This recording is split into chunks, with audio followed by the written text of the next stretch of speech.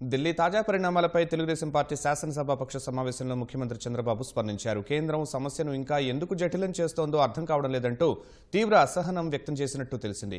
ఈ సందర్భంగా ఆయన నేతలకు 3 ప్రతిపాదనలు చెప్పి అభిప్రాయం కోరారు.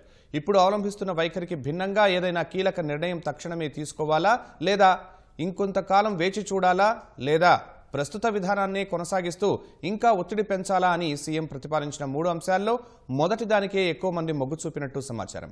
ఇప్పుడు పోరాటంలో నెమ్మదిగా ఉన్నామనే అభిప్రాయం ప్రజల్లో ఉందని, దీనికి భిన్నమైన నిర్ణయం తీసుకోవాలని 5-6 మినహా మిగిలిన వారంతా ముక్తకంఠంతో ఏకీభవించినట్టు తెలిసింది. తక్షణమే తెగదెంపులు చేసుకుంటే సబబని ఇంకొందరు తమ అభిప్రాయాన్ని వ్యక్తం చేశారు. ప్రధానిగా నరేంద్ర మోదీ తొలి రోజు పార్లమెంట్లో అడుగుపెడుతూ నేలకు నమస్కరించిన సందర్భం చూసి తమ రోమాలు నిక్కబొడిచాయని, కానీ ఇప్పుడు రైతులు తమ వద్ద డబ్బున్నా 10,000 కూడా డ్రా చేసుకోలేని దుస్థితి చూస్తే అందరిలోనూ అసహనం వ్యక్తమవుతోందని తోట త్రిమూర్తులు వ్యాఖ్యానించినట్లు సమాచారం. అందరి అభిప్రాయాలు విన్న ముఖ్యమంత్రి చంద్రబాబు రేపు గవర్నర్ ప్రసంగానికి ధన్యవాదాలు తెలిపే సందర్భంలో అన్ని విషయాలు మాట్లాడతారని అన్నట్లు తెలిసింది. దీనికి నేతలు స్పందిస్తూ కష్టమైనా నష్టమైనా అంతా మీ వెనకే ఉంటామంటూ సీఎంతో సమావేశంలో గట్టిగా నినదించినట్టు సమాచారం. ముఖ్యమంత్రి చంద్రబాబు తాజా నిర్ణయాలపై మరింత సమాచారం మా ప్రతినిధి కృష్ణ అడిగి తెలుసుకుందాం. కృష్ణ, ఎమ్మెల్యే ఎమ్మెల్సీల మెజార్టీ నిర్ణయం తర్వాత చంద్రబాబు కీలక నిర్ణయం ప్రకటించే అవకాశం ఉందా?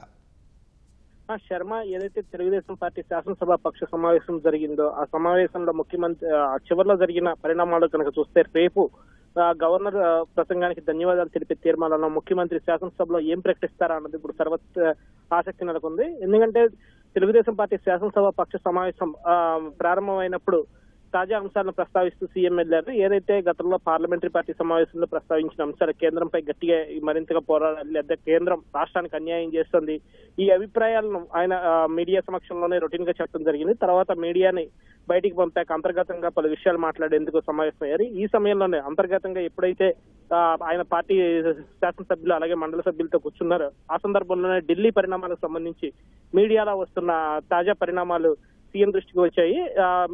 వివిధ మీడియాలో వచ్చిన మొత్తం అంశాలను ఒక ప్రింట్అవుట్ రూపంలో సీఎంకి అందజేస్తా ఆయన గట్టిగా ఆ అంశాలన్నింటినీ చదివి వినిపించి మీడియాలో ఈ రకంగా వస్తుంది, కేంద్రం ఇంకా సమస్యను జటిలం చేస్తుందనే తీవ్ర అసహనాన్ని ఈ సందర్భంగా వ్యక్తం చేసినట్లు తెలుస్తుంది.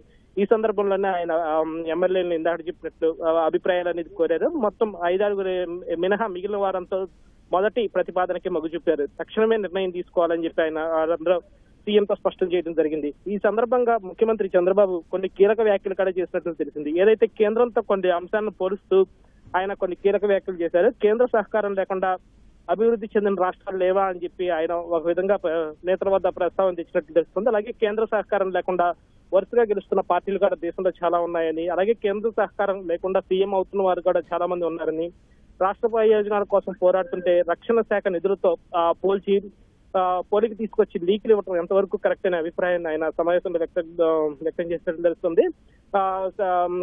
ప్రత్యేక హోదా విషయంలో పార్టీ నేతలకు ఎలాంటి సందిగ్ధం వద్దని స్పష్టంగా ప్రత్యేక హోదానే తమ విధానం అని చెప్పి కూడా స్పష్టం చేయడం జరిగింది.